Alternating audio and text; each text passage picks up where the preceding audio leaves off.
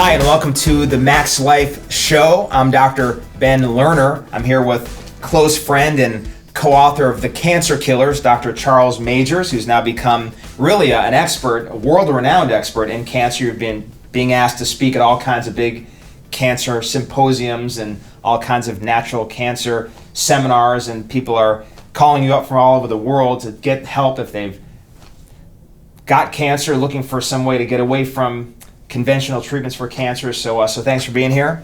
We're actually doing a whole series on cancer, and our thing is the cancer killers, and I want to give you a little bit of an idea of where that term came from. So I don't like the term survivor. Nothing against the term survivor, certainly nothing against cancer survivors, but I want to have killed it, not just have survived it. I want to make sure that people become empowered by the idea that your body's designed to kill cancer, and when working effectively, you are killing it each and every single day. We tend to look at people that have cancer, got over cancer, and think of them as the only ones that are really dealing with this insidious disease, but really all of us every day are making cancer, so the question always is, are you a killer or aren't you? Yeah, I was doing a cancer consult yesterday, and the guy was so scared he got cancer, and I said, and his wife was sitting there with him, and I said, but she's got cancer too. Yeah. It kind of blew him away to think, well, and I said, well, let's just say because he was in stage 3 stomach cancer. I said, well, you're in stage 3, but maybe she's in stage -2. We know the research shows that in a lifetime, most people go through 3 or 4 bouts of cancer and not even know it, because their body's naturally a cancer killer. And as long as that immune system is working, the brain's getting to the body and everything's functioning and all the nutrients in the body will do what it needs to do. And so there's 3 steps that we always like to look at and teach. And then step 1 is, before we do anything on even killing cancer, is the cancer doesn't make you sick. I always say you're not walking down the road one day and then all of a sudden you get struck with cancer. You've been sick for years, then you get cancer. So if I just get rid of your cancer, naturally, even if I did it conventionally, whatever way we do it, if I just get rid of your cancer, we're still left with the body being sick and unhealthy. So step 1 is we got to get you back to health again. We got to get you to stop making the cancer by getting to the cause or causes of this. And if you just stop making it, the guy yesterday, and he was pretty excited. I said, you have 3 grandkids? Yep. I said, do you go to all their functions? He goes, I go to everything now. I go, so you have no issues going to the functions? You drove an hour to see me. And we went through his whole day, and I'm like, so if you just stayed right here for the next 30 years, he was in his 60s, I said, you'd be pretty happy, wouldn't you? He goes, yes. And so it's not necessarily about even killing it right now. Right now it's about, let's get you to stop making it. Let's get to the cause of this. And then step 2 is, now let's get you to kill this thing. Let's safely, specifically, let's get your body back to health again. Then let's do some high-end treatments. Whatever you decide to do, you got to stop making it first. And step 3 was, let's rebuild and strengthen the immune system back up. Get that stronger so you are naturally that cancer killer all day long. Yeah, because you're always making some of it. The problem is many people are making too much of it. And there's this survivor issue again, where somebody's in remission, they call it, because maybe they killed a lot of these cells with chemo or radiation, but it doesn't mean you're not still making it rapidly, and it doesn't mean we've built your immune system up to where you're killing what is there. And so even though you may have called yourself a survivor, it's really common to have found out that survivor ends up dying because they really never got to those causes that you're talking about. Yeah, telling somebody they're in remission is really insane, because we know we can't find cancer sometimes for years. So if we can't find it for years, then they tell you you're in remission. Majority of the time you have circulating stem cells, cancer stem cells floating in your body, that those things are not even touched by chemo, radiation, even a lot of natural things. So your body has to be in a state of always killing it. If we just get rid of it and that's it, and then we're still making it, we're right back where we were 6 months to a year later. Some people 2 months later, it comes right back. Yeah, not to take away from the fact that getting to a point of remission, being a survivor, isn't good news. Amazing. We're just talking about something much better. We're talking about being at cause in your life. We're talking about being empowered to be a killer and having a great future, because you're not worried, oh my God, is it going to come back? You have some control over it. So that, there's a lot of questions obviously people have, and you get questions literally each and every day through our Facebook page, Be a Cancer Killer. That's the name of the Facebook page, right? Be a Cancer Killer. Yep. And yeah, so at Be a Cancer Killer, there's questions coming in. Of course, you do a lot of consultation for cancer patients. I get dozens of calls a year from cancer patients or people who have friends or family that are dealing with cancer. And the great part about this, just to give some background, is of course we're sitting in that hospital room with all kinds of things plugged into your head and body, and they're telling us there's no hope. And we're wondering, what do we do? And I remember saying to you and to other people that were there with us, Dr. Supernaut, your wife Andrea, that when we figure out what to do, and Charles as well, we're going to go tell the world about this, because I know that I don't know what to do right now in that situation. So I really love the questions that come in, because I remember having those questions, and the reason we're here today is we wanted to be able to answer those questions. So one of the questions you had said you get a lot, again, you hear, and many times, unfortunately, it's from the family, because likely the individual with cancer could be overwhelmed, they feel there's no hope, they could be really depressed. And in this case, a woman wrote into you and said, my husband has cancer and keeps spiking fevers. Do I bring it down? What do these fevers mean? And that's interesting. They did an article on cancer remission, just spontaneous remissions. And they did is they went and studied all these people with spontaneous remissions. What spontaneous remission means that they were diagnosed with cancer, sent home to die. All of a sudden, 6 months later, they're still alive and the cancer's gone. Those are spontaneous remissions. You may call those miracles. Yeah, and spontaneous to us is such a crazy term, because we know there's this ability of the body to heal. Yes. So it's not just some luck, miracle, or happenstance. Yeah. That was the body going to work. And they call it spontaneous. But what's interesting is once they went in to say it was spontaneous, it wasn't spontaneous. Every single one of those people that had cancer, no hope, no cure, who were sent home, all talked about spiking a fever. Because we know the research shows that cancer is heat sensitive, which means that it has heat shock proteins, which means that it's very sensitive to heat. That normal healthy cells can survive up into the 104s, 105s, or even higher, where cancer cells become sensitive and get very, very, very weak and can die in those. That's why when I was in Spain, Dr. Healy was using hyperthermia. It's one of the major treatments in cancer, because it helps heat the body. We warm the body up. I was in an infrared sauna. Still to this day, I do it twice a week. I was in it 5-6 days a week. I was up getting my temperature up over 104, 105 degrees. So I was trying to get that fever your husband's trying to get. Yeah. So one thing they also saw is a lot of these people ended up catching a pneumonia and got their fever. They got sick and got their fevers. We're not saying to get sick, but we know that fever stimulates so many things that help the body become healthier, stimulates the immune system. We know viruses, bacteria, there's so many things that don't grow in the body during a fever. That this is this is an innate response.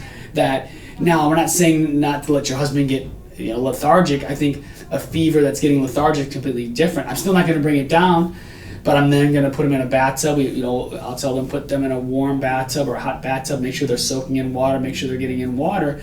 And the majority of the time, this isn't from us. This is from most medical doctors and science and medical science that's proving that fevers are your friend and fevers are amazing for the body.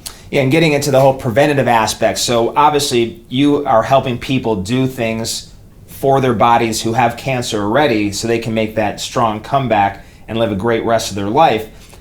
The bulk of what we try and do with the cancer killers and through Maximized Living is to make sure you never succumb to cancer in the first place. Yeah. And one good way to end up having issues like cancer is to, every time you've ever had a fever from the time you're born through whatever age you are right now, is to constantly keep knocking it back down. So your body's immune system builds its strength through a fever, where it's a catalyst. So we're living in a laboratory, and we know from high school chemistry or college chemistry, heat is a catalyst and speeds up chemical reactions and helps your body fight off or do things better and faster, whatever it needs to do to get itself well. So we don't want to stop that process and let virus and bacteria do their damage because we keep bringing fevers down. So a way of preventing cancer in the first place is to support fevers. Certainly, as you're saying, keep an eye on them, possibly do a cool bath or something if something's getting out of control, we've gotten to a point of lethargy. But at the same time, it's not your enemy, as you said, it is your friend.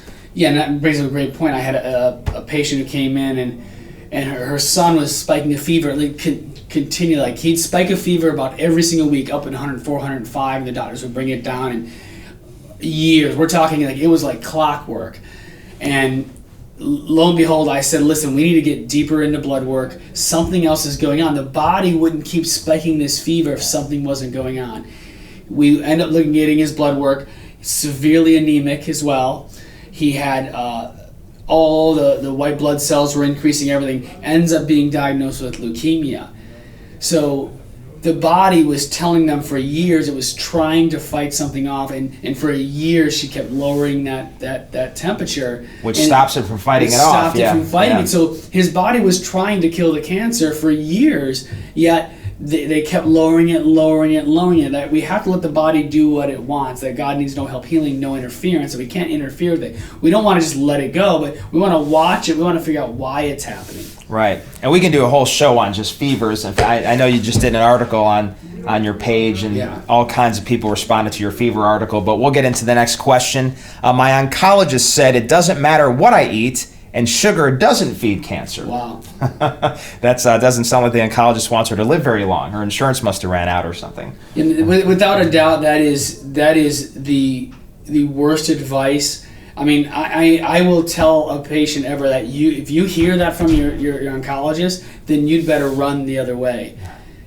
Because in this day and age, there's not a person who's listening to this who has children or even a spouse. If your child was sick with the flu, would you then go into the cupboard and let them eat all these sugar cereals, give them Gatorade, give them soda, give them a milkshake for lunch? Would you let your sick child eat anything? Does that even make sense? There's not a human being that would allow that. We all know that it doesn't make sense to give someone who's sick more sugars and more toxins and more processed foods.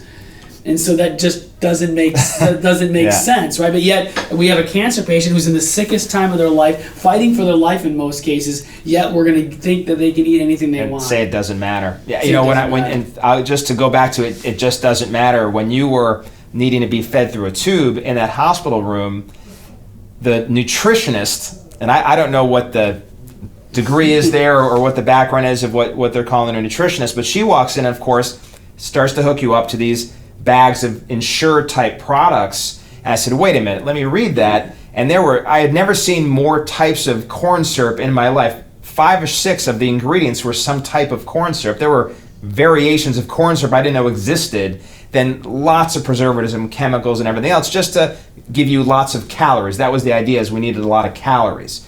So I said to her, I'm like, wow, we are not, he's fighting for his life. We need him to heal. We are not going to block the healing process and interfere with everything his body's trying to do right now by dumping that kind of garbage into his system. And she said, it doesn't matter. I said, so you're saying all those sugars and all those artificial ingredients, they don't matter? Aren't you a nutritionist? Shouldn't you think it all matters? Should this be the one area you think is the most important? And of course, it did matter to her, and we fought and fought and fought. And this is something, you know, you hate to fight the system when you're in a hospital like that, but we fought, and they eventually admitted, yeah, it's probably not the best thing for you. They let us go and find an alternative from Whole Foods, and again, here we are today, and you're nice and healthy. Yes, and we know that if we look at the difference of a cancer cell versus a normal cell has healthy, normal mitochondria, and a normal cell uses respiration for its energy source, and it uses glucose too, and it can use all those things. But we know when we look at a cancer cell, the makeup of a cancer cell has a totally different metabolism, and the metabolism of a cancer cell is the mitochondria are completely damaged. There's not a cancer cell in anyone's body listening to this that the mitochondria aren't damaged. That's why they're considered a cancer cell. Their metabolism is completely different. They have no idea how to bring in anything but sugar as their fuel source. And what that means is they're sugar metabolizers, so they bring in sugar for their energy source, then they spit out lactic acid. So we know that for a fact. So why would I keep feeding it? We know that for a fact because when they did a PET scan on you, and I argued with Even when it was on when you did on beacancerkiller.com on the Facebook page, and somebody argued that it doesn't. There's so much research saying that sugar doesn't matter. I said, great. Well, tell your oncologist then to not use sugar when they go to run your PET scan to find your cancer next time. Use fruit instead. You can even fruit sugar won't necessarily find it as fast as glucose will. So we know sugar feeds the cancer. It gives it its energy source.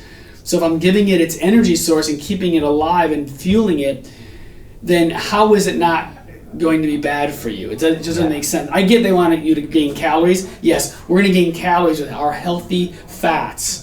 We're going to gain them with healthy nutrition. But even protein, too much protein can convert over to sugar. So we got to watch the proteins. We got to watch the things we're bringing in the body. That's what they're saying is everything turns to sugar. Not necessarily in the right amounts at the right times. They don't all turn to sugar. Yeah, and again, it's metabolized properly so that sugar isn't as damaging as when you're taking it direct. And we'll talk more about sugar on another show and its impact on cancer, but to say that nutrition doesn't matter doesn't work on the other side either. When we again talk about prevention, it is very much a fact that sugar and the lactic acid it leads to and all the other elements of inflammation that are surround the whole concept of sugar, all those things are very much a factor in whether or not you'll actually end up with cancer. So definitely run from a doctor that doesn't believe it's important. And then, of course, attached to this is a common question. So then what is the best diet to prevent or deal with cancer if you have it? Yeah, number one is I'm very biased on diet because of where I am almost 5 years later and what I did. But everybody's cancer is different. Everybody's metabolism is different. So what one person does made them healthy doesn't necessarily make someone else healthy. So we do have to watch that. If my background, is and my ancestors from the last 100 years are different than yours and the way I'm raised, it could affect that. But in general, I'd say like if I were to go to one diet that I know works, it would be I always say in my book, we take our advanced plan in our book and we're taking it to a higher levels all when it comes into cancer. So it's getting closer to what we call the restricted ketogenic diet. Again, we know that the cancer cell is a glucose metabolizer, and normal healthy cells are going to use oxygen, and they're respirators. But we know that in a starvation period, so if you were to start starving right now, there's not a person listening that everybody here, even your children, could go between probably a month or longer without ever eating at all. I mean, I know it sounds crazy. Yeah.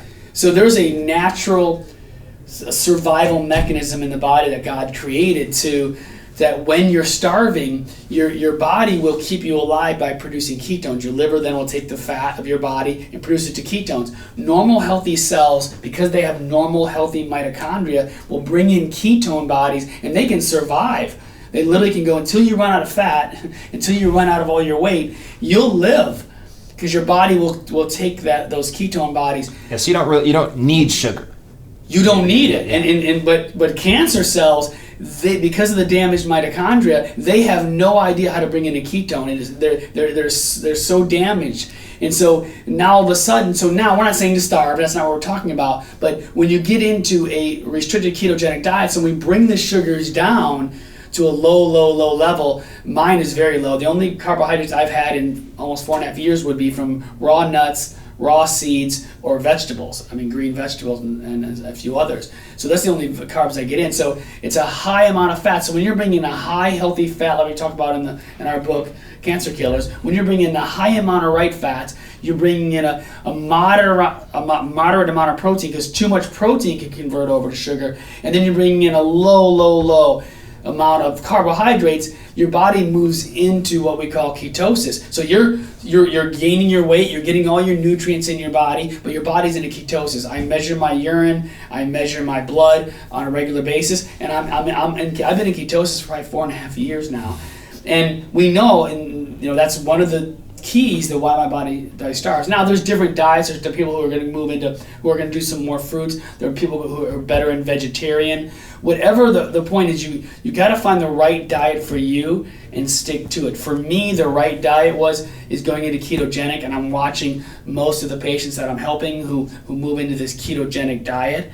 And a lot of people say you can't be on it for very long. Well, I'm still here, and I've been on it. So you can, as long as it's done the right way. The problem is most of these people start bringing in too much proteins, and you heard of the old Atkins diet and all that. It's not what we're talking about here at all. Yeah, and actually the book Maximized Metabolics, we get into how you can determine what you need for carbohydrates, proteins, fats, and how to work that out for your body. And the point is obviously getting to a maximized living doctor, working with somebody who can help you find what's right for you.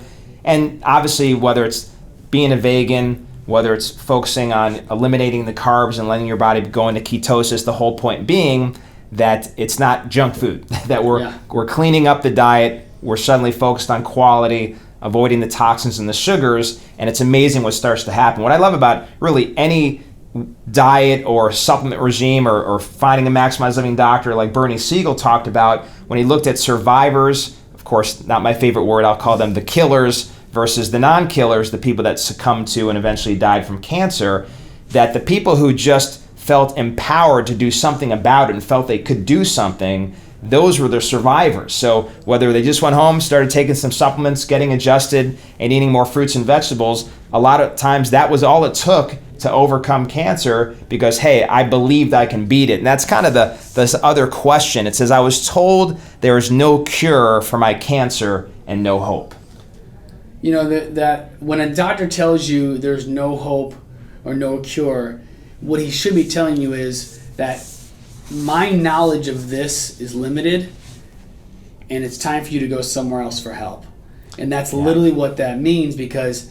And just to jump in there for a second too, of course, we're sitting in, and they bring us into this other room and the doctor comes in and I'm there with your wife and your mom and the doctor comes in and says there's nothing we can do.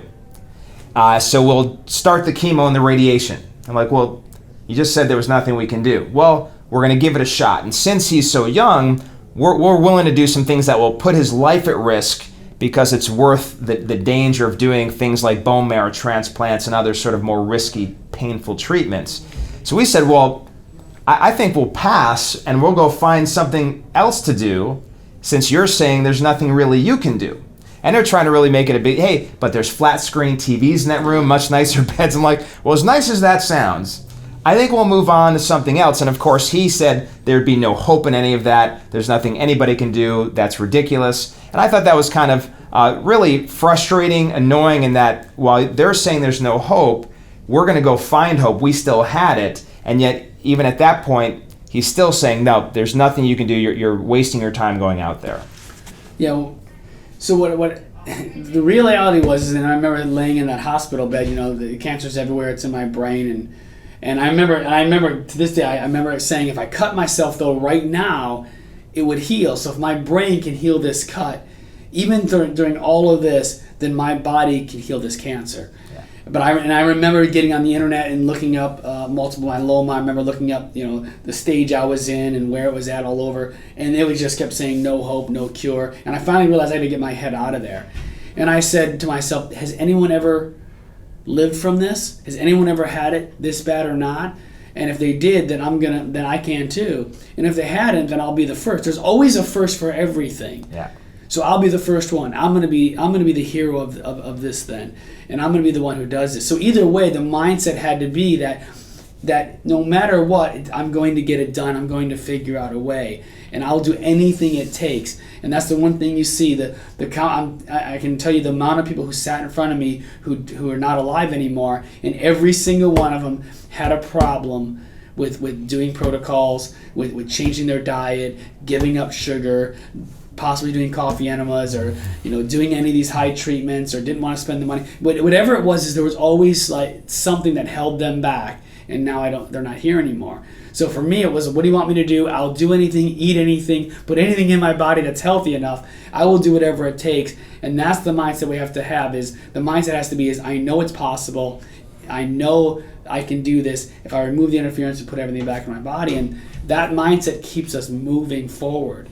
Yeah, I've heard people say, well, if I have to clean up my diet or live that way or exercise, I'd rather just get the cancer. And the reality is, no, you don't want to just get the cancer. That is a really unhappy situation. And then just on the hope aspect, Harvard had done an analysis of a number of studies, and it was reported by the American Institute for Cancer Research. on this concept of the public and even the doctor's perception of what is the likelihood of getting cancer and can you do something to prevent it or overcome it if you have it, again, more naturally. So a couple of interesting points they made. One is that when they were polled, over 40% of women believe they will get breast cancers at some point in their life. And it's crazy, and it shows why we lose our minds over all these mammograms and over Pinktober and preventative mastectomies and all these kinds of things that people do, because this number of 40% is well over 3 times the actual statistic. The other thing they found is that there's, of all Americans, nearly half believe there's nothing they can do to proactively avoid cancer or, again, do something about it lifestyle-wise if they end up with cancer. And the numbers were like this. 49% of people only were aware that diets low in fruits and vegetables increase cancer risk. So, again, less than half of people knew there's something they can actually do with their nutrition to avoid cancer. Only 46% of people knew that being overweight could cause cancer. Only 37% knew alcohol was linked to cancer, and only 36% were aware of the link between diets high in bad fats and cancer, like commercial meat products, things like that. So we're incredibly ignorant as to the realities of certain cancers and being over fearful, but also we're missing or sort of in denial of the fact that the way we're living, eating, exercising, stress, all the things that we know to be linked to cancer, people are not aware, and it could literally be killing them. No, absolutely. So, and we know there's thousands upon thousands upon thousands of studies proving that the right nutrition, the right approach to cancer during cancer is not only cancer protective, it's chemo protective, it's radioactive protective, it helps you through surgery, that changing your lifestyle and diet not only prevents it, it actually can help reverse it. I mean, we're in a day and age where there's just thousands upon thousands and thousands of studies. We have so many in the Cancer Killers books that it's proven that we just can't go anymore saying that there's no hope, there's no cure, that there's nothing I can do about it, that there is so much you can do now. There's so much in control. Yeah, there's a lot you have to say about your future, whether or not you'll get cancer, or if you have it, whether or not you'll overcome it. You do have something to say about it. You are in control. As we say, the cause is the cure. We want you to be the next cancer killer. Watch the rest of these watch the rest of these series on the Cancer Killer, because we're going to give you a lot of information so you can be a killer too.